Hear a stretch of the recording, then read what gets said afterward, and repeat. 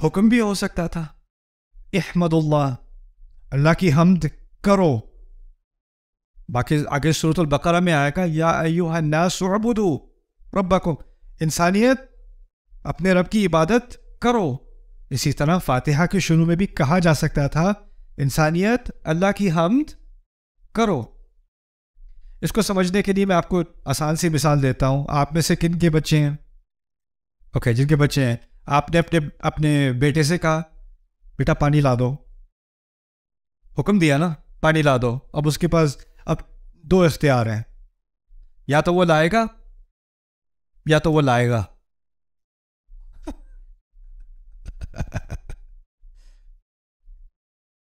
جب آپ عام طور پہ کسی کو حکم دیتے ہو تو بات کیا ہوتی ہے کہ اب اس پہ ڈیپینڈ کرتا ہے وہ کرے یا نہ کرے. وہ کرے گا تو ہوگا، نہیں کرے گا تو نہیں ہوگا. اللہ تعالیٰ نے اگر حمد کا حکم دیا ہوتا ہے نا تو بات کس پہ ڈیپینڈ کرتی؟ ہم پہ. ہم کریں گے تو ہوگی. اب حکم ہم نے نہ مانا تو کیا ہوگا؟ نہیں ہوگی، نہیں ہوگی. تو عبادت تو نہیں ہوگی اگر ہم اب نہیں بنیں گے اعبدو. لیکن ہم کرو نہ کرو ہوگی. اس کا تو اب میرے اوپر ڈیپینڈ نہیں کرتی وہ چیز. تو اسی لیے احمدو اور حمدن للہ بھی اس درجے کے نہیں ہے جس درجے کے الحمدللہ ہے. اچھا، اب الحمد سے آگے تھوڑا آگے بڑھتے ہیں. اللہ تعالیٰ کے بہت سارے نام ہیں. ان میں سے کوئی نام بتائیں مجھے جو آپ کو بتاؤ. الرحمن، اچھا، اور الملک، القدوس. اگر میں کہوں الحمد للرحمن غلط ہے؟ الحمد للملک غلط ہے؟ الحمد للخالق، الحمد للرحیم، الحمد للحکیم، الحمد للہادی، الحمد للمتکبر، الحمد للجبار، الحمد للوہاب. سب صحیح ہے نا؟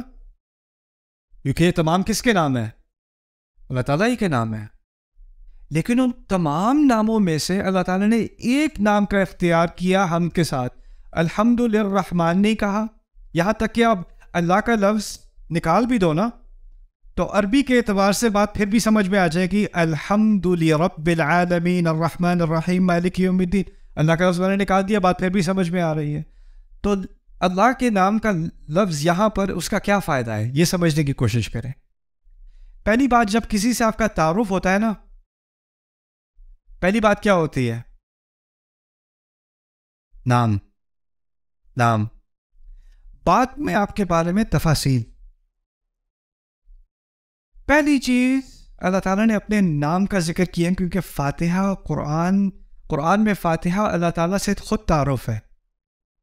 اللہ تعالیٰ اپنا تعارف کرا رہے ہیں. اور تعارف میں کس چیز کی زیادہ اہمیت ہوتی ہے؟ نام کی. نام کی. دیکھیے، اگر خالی رب کہا ہوتا تو ایک کنفیوژن ہو جاتی. اس کنفیوژن کا ذکر بھی قرآن میں ہے. آپ کو پتہ ہے موسیٰ علیہ السلام کے قصے میں جو جادوگر تھے، جب انہوں نے اپنی لاٹھیوں کو، اپنی رسیوں کو کھائے جاتے دیکھا تو کیا کیا انہوں نے؟ کیا کیا تھا؟ سب کو پتہ ہے، سجدہ کیا تھا نا. اچھا، وہ جب انہوں نے سجدہ کیا تو فرعون ذرا کنفیوز، یہ کیا ہو رہا ہے؟ اس کو سمجھ نہیں آئی بات یہ ہو کیا رہا ہے. وہ سمجھا شاید یہ راؤنڈ 2 کے لیے تیاری کر رہے ہیں یا اب کھڑے ہو کے دوبارہ مقابلہ کریں گے. اب وہ کھڑے ہوئے تو انہوں نے کہا آمنا برب العالمین، ہم رب العالمین پر ایمان لے آئے. کیا الفاظ استعمال کیے انہوں نے؟ اچھا، کیا لفظ استعمال نہیں کیا انہوں نے نہیں کہا ہم اللہ پر ایمان لے آئے. کیا کہا؟ ہم رب العالمین پر ایمان لے آئے. اب فرعون پھر بھی کنفیوز. ہاں مجھے پتہ ہے مجھ پر ایمان لائے ہو، پھر بھی کیونکہ جب اس نے رب العالمین سنا تو وہ کس کے بارے میں سوچ رہا تھا؟ اس نے تو رب کا لفظ کس کے لیے استعمال ہوتے دیکھا ہے؟ اپنے لیے. تو اس نے جب ان کی بات سنی، کھڑے ہو کے وہ اسلام کا دعویٰ کر رہے ہیں، کہہ رہے ہیں آمنا برب العالمین، وہ سمجھ رہا ہے اس کی بات ہو رہی ہے. تو ان کو کلیریفائی کرنا پڑا، بعد میں بات مزید واضح کرنی پڑی. اگلی آیت میں ربی موسیٰ و ہارون، موسیٰ اور ہارون کا رب. گدھے کا ترجمہ میں نے اضافہ کیا ہے، لیکن بات یہی ہو رہی ہے. جب اس نے رب العالمین سنا تو اس کو کنفیوژن، کیونکہ نام نہیں تھا. نام نہیں. فاتحہ میں تعارف ہے تو نام ضروری ہے. ایک اور بات اس کے بارے میں سمجھ لیں، یہ بھی بڑی بڑی اہم بات ہے. اگر میں کہوں یہ بہت اچھا ٹیچر ہے، میں کس چیز کی تعریف کر رہا ہوں؟ اس کی ڈرائیونگ کی، اس کی کوکنگ کی، اس کی کھانے پکانے کی، اس کے گھر صاف کرنے کی؟ کس چیز کی تعریف کر رہا ہوں؟ اس کے پڑھانے کی. اگر میں کہوں یہ بہت اچھی ماں ہے، میں کس چیز کی تعریف کر رہا ہوں؟ اس کی شاپنگ کی، اس کی بچوں کی تربیت کی تعریف کر رہا ہوں نا. اگر میں اللہ تعالیٰ کی تعریف کروں خالق کے نام سے، الحمد للخالق، میں نے کس چیز کی تعریف کی ہے؟ کیا عظیم مخلوق ہے، اس کیا بناتا ہے. اگر میں کہوں الحمد للہادی، کیا زبردست ہدایت دیتا ہے. الحمد للحکیم، اس کی حکمت کی تعریف کر رہا ہوں. الحمد للعلیم، اس کے علم کی تعریف کر رہا ہوں. الحمد للوہاب، اس کے تحفے دینے کی تعریف کر رہا ہوں. الحمد للرازق، اس کے رزق کی تعریف کر رہا ہوں، رزق دینے کی تعریف کر رہا ہوں. کوئی ایسا لفظ ہونا چاہیے جس میں ان تمام باتوں کی تعریف ہو جائے جو میرے ذہن میں ہیں، اور وہ تمام باتیں جو میرے ذہن میں نہیں بھی ہیں ان سب کو ملا کے ایک لفظ میں وہ ساری تعریفیں جمع ہو جائیں. ایک ہی آپشن رہ جاتی ہے آپ کے پاس، وہ کیا ہے؟ الحمدللہ. الحمدللہ. اندازہ کرو، ایک چھوٹی سی ایکسپریشن ہے، ایک چھوٹی سی الفاظ ہے الحمدللہ، اور آپ اس کو کسی بھی اور طرح کہنے کی کوشش کرو، کچھ نہ کچھ رہ جائے گا، کچھ نہ کچھ کمی آ جائے گی. اور یہ بات یہاں سے ہم شروع کر رہے ہیں انشاءاللہ اپنا سفر فاتحہ کے اندر. اچھا، اس سیشن میں آپ کو میں رب العالمین کے بارے میں بھی کچھ باتیں بتاؤں گا. میں نے ابھی ہم نے بات کی تھی اللہ تعالیٰ کے بہت سارے نام ہیں، اور اس صورت میں اور نام بھی آنے والے ہیں. الرحمن الرحیم، للہ کے بعد رب العالمین پہلا نام ہے، اس کے بعد الرحمن، اس کے بعد الرحیم، اس کے بعد مالک یوم الدین. اور قرآن میں اور جگہ الغفور، الشکور، الحلیم، العلیم، الحکیم، کتنے نام ہیں اللہ تعالیٰ کے. اور ان تمام ناموں میں سے اللہ تعالیٰ نے فیصلہ کیا کہ اپنے نام کے بعد فاتحہ میں پہلی اپنی تعریف، پہلی چیز جو ہمیں اللہ کے بارے میں جاننی چاہیے حمد کے بعد، وہ کیا ہے؟ رب. ہر چیز سے پہلے رب. یہ کیوں ہے؟ اس کو سمجھنے کے لیے آپ اس طرح سمجھیں کہ کچھ نام اللہ کے ایسے ہیں جن سے رشتہ بنتا ہے، اور کچھ نام ایسے ہیں جن سے رشتہ نہیں بنتا. ٹھیک ہے؟ کچھ رشتے والے نام ہیں اور کچھ بغیر تعلق، بغیر رشتے والے نام ہیں. میں بات سمجھاتا ہوں. اگر میں کہوں استاد، استاد کے لفظ سے کسی سے رشتہ بنتا ہے؟ کس سے؟ شاگرد سے. اگر میں کہوں ماں، بچہ. اگر میں کہوں مالک، جو غلام ہے، مالک اور غلام کا رشتہ بنتا ہے. امپلائر کے لیے کیا لفظ استعمال کرتے ہیں اردو میں؟ مجھے نہیں پتا. ہاں، آجر، آجر کے ساتھ ملازم کا رشتہ. کچھ الفاظ ہیں جس سے رشتہ بنتا ہے. اگر میں کہوں حکمت والا، کوئی رشتہ نہیں بنتا. صبر والا، کوئی رشتہ نہیں بنتا. کچھ ناموں کے ساتھ رشتہ بنتا ہے اور کچھ ناموں کے ساتھ رشتہ نہیں بنتا. اب جن ناموں کے ساتھ رشتہ بنتا ہے وہ بھی بہت سارے ہیں. اللہ تعالیٰ کے خالق، خالق کا کس سے تعلق ہو گیا؟ مخلوق سے. مخلوق سے. رحم کرنے والا، مرحوم سے، جس پر رحم کیا گیا. ٹھیک ہے نا؟ منتقم، بدلہ لینے والا، جس سے بدلہ لیا گیا. ٹھیک ہے نا؟ لیکن یہاں پر ان تمام رشتے والے ناموں میں سے ایک نام کا اختیار کیا گیا ہے. وہ اس لیے کہ باقی تمام رشتے اس طرح سمجھ لیں کہ وہ دوسرے درجے میں ہیں. باقی تمام رشتے سیکنڈ ہیں. پہلا بنیادی رشتہ جو میرا اللہ تعالیٰ کے ساتھ ہے نا، وہ کیا ہے؟ اس رشتے میں اللہ تعالیٰ کا کیا رول ہے؟ رب. کیونکہ لفظ اللہ میں رشتہ نہیں ہے. لفظ اللہ میں اللہ تعالیٰ کے تمام اوصاف اکٹھے ہو گئے. ابھی رشتہ قائم نہیں ہوا. ابھی اللہ تعالیٰ سے کچھ تعارف ہوا ہے، لیکن اب رشتے کی بات ہو رہی ہے، میرا اس سے تعلق کیا ہے؟ وہ تعلق پیدا ہوگا کس لفظ سے؟ رب سے، رب سے۔ اس سے یہ بات ہمیں بھی سمجھ آ گئی کہ اصل بنیادی تعلق میرا اللہ تعالیٰ سے، اگر وہ رب ہے تو میں کیا بنا؟ عبد، غلام۔ آپ غلام کو کہتے ہیں اصل میں۔ یہ بنیادی رشتہ ہے میرا اللہ تعالیٰ سے۔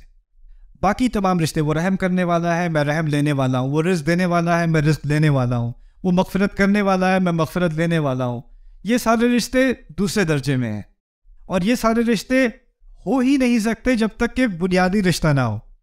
دیکھیں، آپ کا ایک رشتہ ہے اپنے کیا نام، امپلائر کے ساتھ، آجر کے ساتھ، اس میں آپ اس کے ساتھ جاب کر رہے ہو، لیکن اس رشتے میں کچھ دوستی بھی ہے، کچھ کبھی کبھی گپ شپ بھی ہے، کچھ اور چیزیں بھی ہیں، لیکن اگر ملازمت نہیں رہی تو وہ باقی سارے رشتے آٹومیٹکلی کیا ہوتا ہے؟ وہ ختم ہو جاتے ہیں۔ ٹیچر اسٹوڈنٹ کا رشتہ ہے، بنیادی رشتہ کیا ہے؟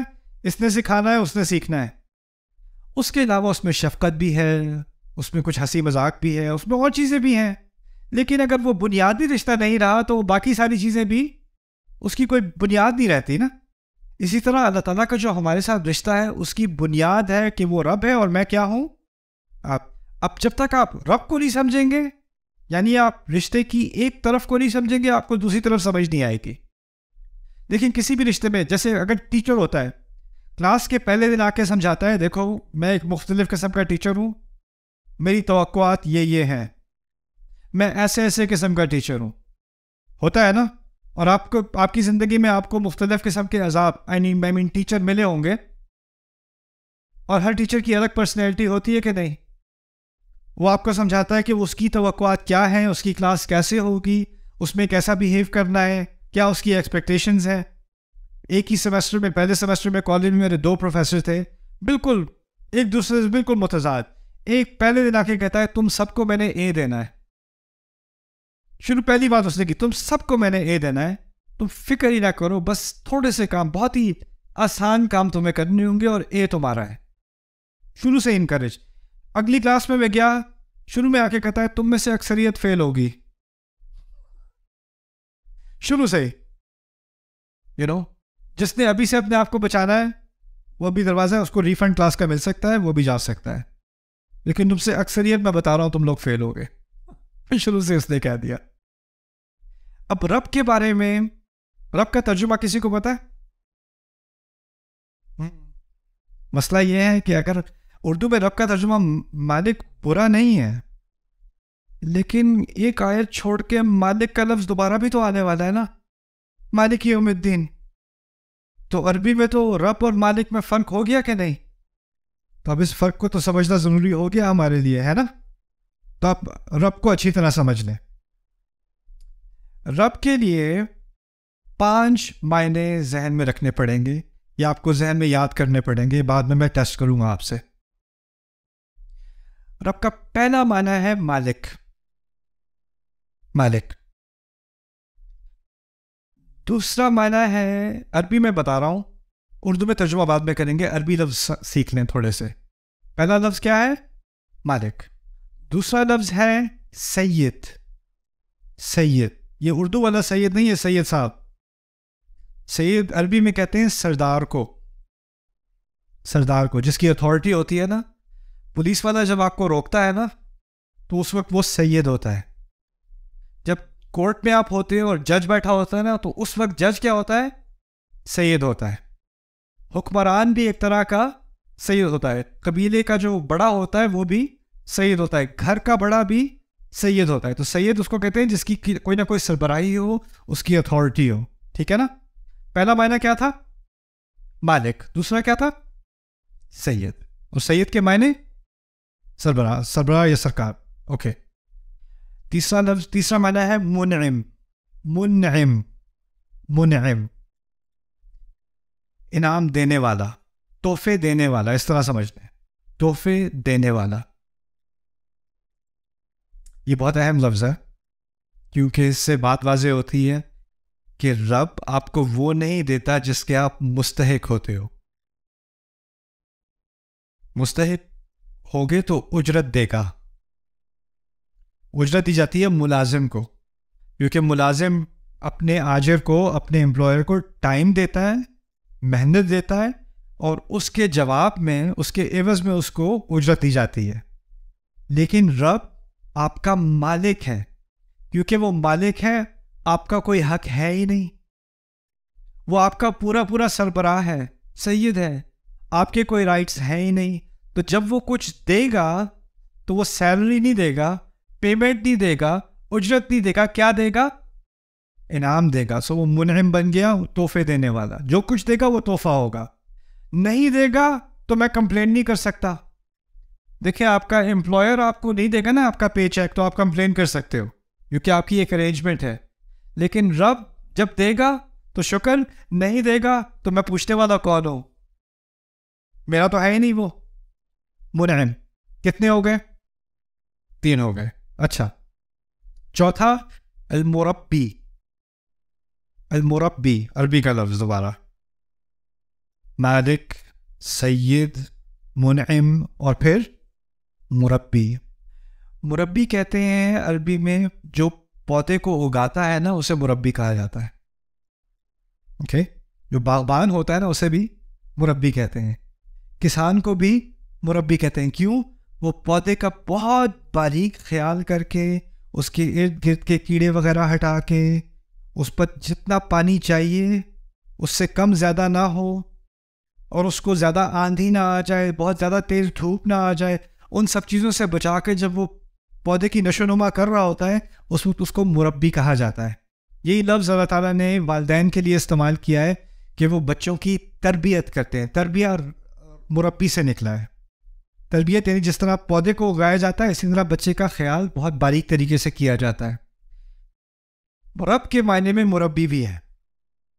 مربی جو بہت خیال کے ساتھ ہماری نشو نما کرتا ہے، ہماری تربیت کرتا ہے.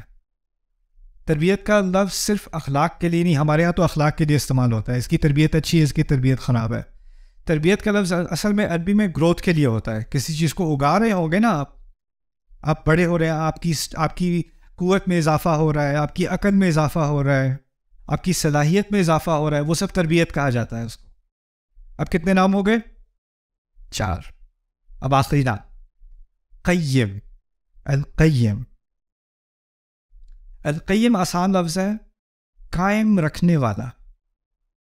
ابھی یہ نئی بلڈنگ بنی ہے، ٹھیک ہے.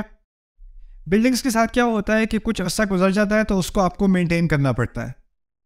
چھت کا خیال کرنا پڑتا ہے، فاؤنڈیشن چیک کرنی پڑتی ہے، سیلن وغیرہ لگ جائے دیکھنا پڑتا ہے، مینٹیننس ہوتی ہے. ہمارے جسم کے اندر بہت سارے سسٹمز چل رہے ہیں، ان سب کی بھی کیا کرنی پڑتی ہے؟ مینٹیننس کرنی پڑتی ہے. لیکن ہماری مینٹیننس کیا ہے کہ کھانا بہتر کھاؤ، اپنی نیند کا صحیح طرح سے اہتمام کرو، گیٹ انف سلیپ، رائٹ، اور تھوڑی ایکسرسائز کر لیا کرو. یہ فزیکل مینٹیننس ہے ہماری. لیکن اللہ تعالیٰ جب قیم ہے نا، وہ اس طرح قیم ہے کہ میرے دل کی ایک دھڑکن سے اگلی دھڑکن تک اس کو اجازت دینی پڑتی ہے. میں چلوں اور پھر چلوں اور پھر میں چلوں، اور جو خون میری رگوں میں چل رہا ہے اس کو اجازت دینی، اور اس کو مینٹین کون کر رہا ہے؟ ایک ایک لمحہ، ایک ایک سیل، وہ اللہ تعالیٰ ہے قیم. وہ اگر ایک دفعہ بھی دھیان دینا چھوڑ دے تو میرا وجود ہی نہ رہے. دیکھیں، ایک فلسفہ ہے، خدا کے بارے میں کئی فلسفے ہیں. اس میں سے ایک فلسفہ یہ ہے کہ اس خدا نے کائنات بنائی اور اس کو چھوڑ دیا، اب وہ آٹو پائلٹ پہ چل رہی ہے، خود ہی سے چل رہی ہے. لیکن ہمارا فلسفہ ہے کہ ہمارا اللہ ہمارا رب ہے، اور رب سے مراد یہ ہے کہ کچھ بھی خود سے نہیں چل رہا، کچھ بھی خود سے نہیں چل رہا. ہر چیز کو مینٹین کیا جا رہا ہے، اس کو قائم رکھا جا رہا ہے ہر لمحے. وما تسقط من ورقۃ، ایک پتا نہیں گرتا، ایک پتا اپنی جگہ سے نہیں ہلتا، ہوا کا ہلکا سا جھونکا نہیں لگتا.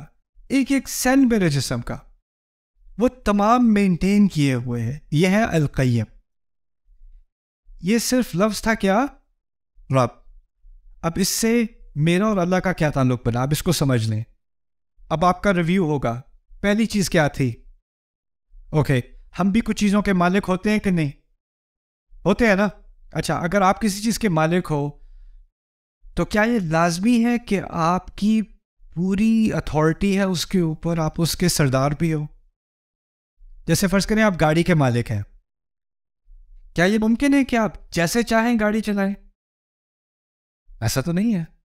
کیا یہ ممکن ہے کہ آپ گاڑی کے ساتھ جو چاہیں کریں, کوئی بھی آپس میں کوئی آگے سے انٹروین نہیں کرے گا؟ نہ.